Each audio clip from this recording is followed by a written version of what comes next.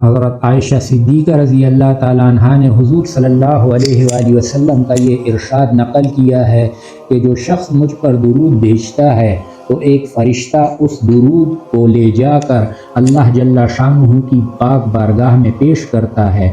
वहाँ से इरशाद आली होता है कि इस दुरूद को मेरे बंदे की कब्र के पास ले जाओ, ये इसके लिए इस्तिग़फ़ार करेगा और इसकी वजह से उसकी आँख को ठंडक होगी।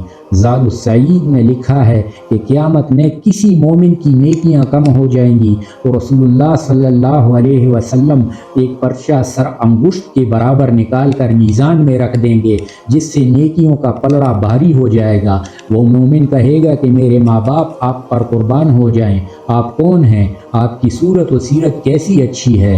आप फरमाएंगे मैं तेरा नबी हूँ और ये दुरूद वो है जो तूने मुझ पर पढ़ा था, तेरी हाजत के वक्त मैंने इसको अदा कर दिया।